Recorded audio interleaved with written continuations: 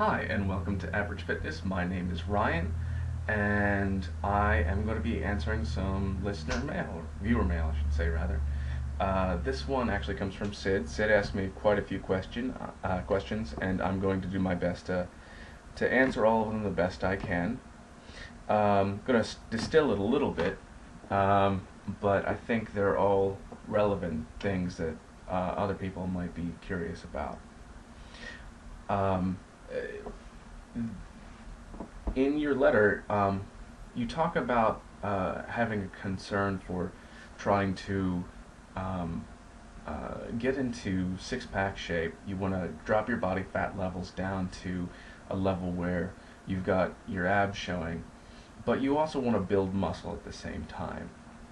You gave me your height, you're 5'8", 155 pounds.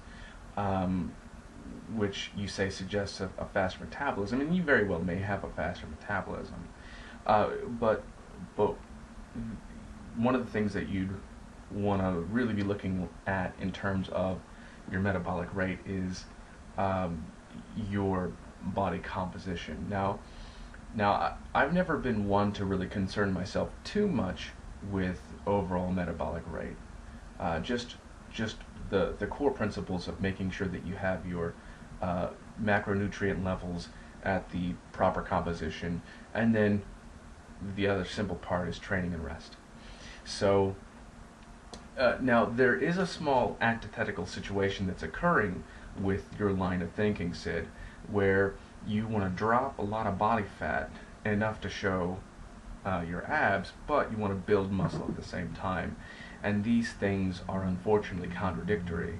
Now, unless you have a sort of genetic predisposition for being relatively lean, or you are very gifted in that way, it's very hard to do one really well over the other.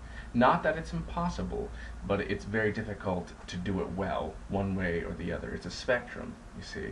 If you want to lose fat, you can do that very well in this nutrient scale. And if you want to build muscle tissue, you can do really well in this nutrient scale. But to keep it somewhere in between, you have to be comfortable with a certain level of fat that that it seems you seem to be comfortable with from what you mentioned in your letter, that you want to stay close to about 10% body fat, and that's about kind of where you start to see abs.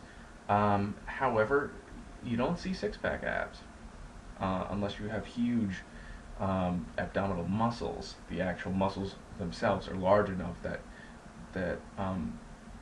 you see the shape of them, but with the exception of that, you really wouldn't see the whole six-pack at 10%.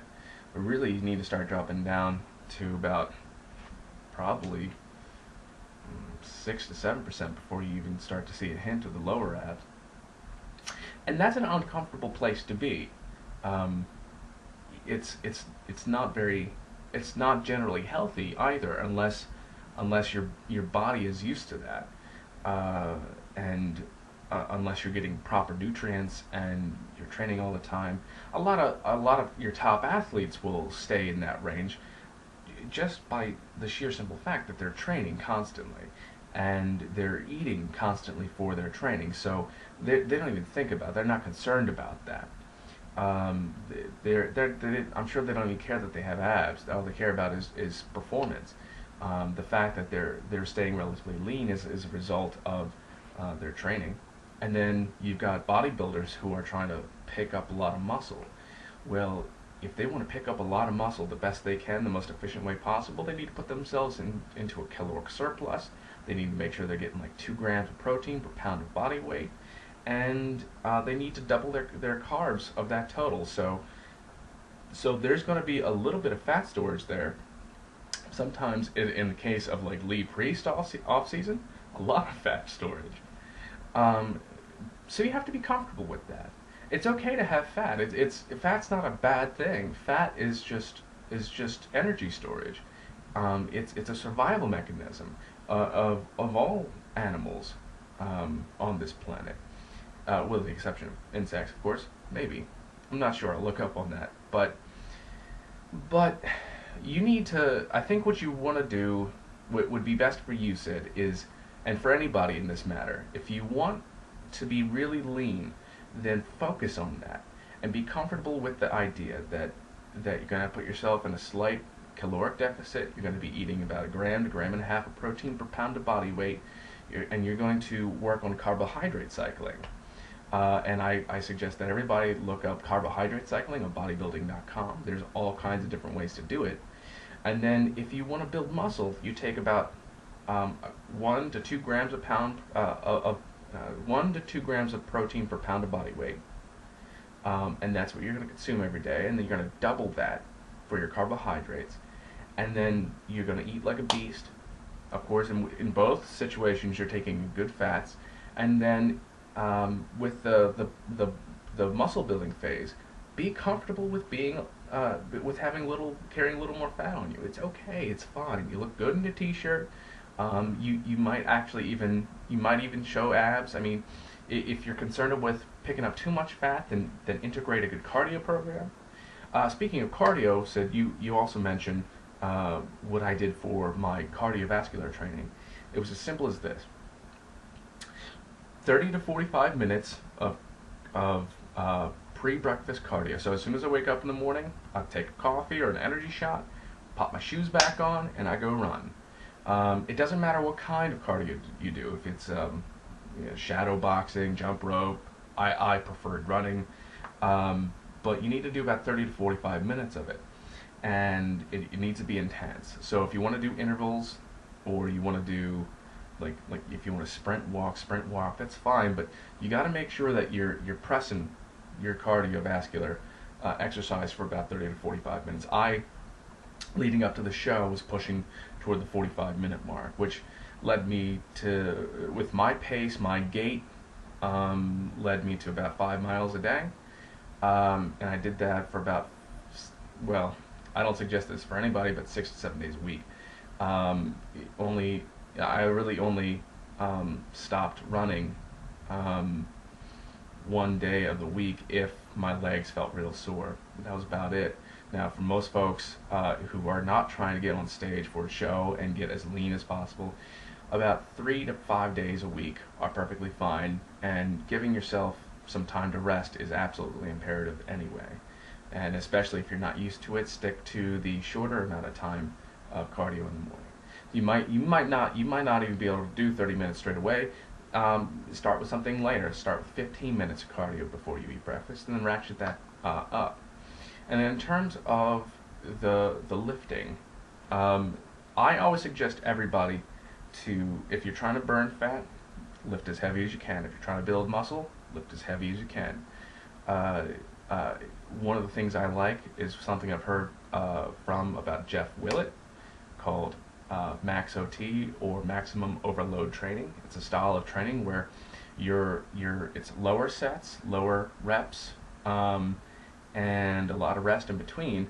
And what you're doing is you're lifting the maximum amount of weight your muscles can lift at a 4 to 6 repetition range.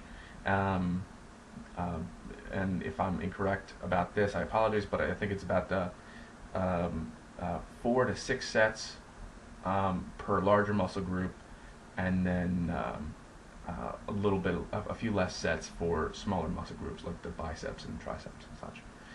But so after the first set, you might be able to get 5, maybe 6, and then subsequent sets, because of muscle fatigue, you certainly won't be able to get that many, and you actually should be spending more than about 30 to 45 minutes lifting anyway, and that's about how much time it's going to take if you're lifting in these lower set ranges and lower repetition ranges. And that's going to help spark your body's desire to stimulate muscle growth. And then every once in a while, maybe have a light week where you do something a little bit lighter, some higher reps, just to change it up and give your body a rest, and that should work. So if you lift properly, lift heavy, lift hard, lift intense, if you give yourself proper rest, proper nutrition, which I discussed, And if you have a clear focus in mind as to what you want for yourself, if you want to lose fat or you want to build muscle or you want something in between, have a clear understanding of what you're getting into, and have and be comfortable with the compromises you have to make. If you're losing fat, be comfortable with the fact that you're going to crave sugar. If you're trying to build muscle, be comfortable with the fact that you're going to carry a little more fat.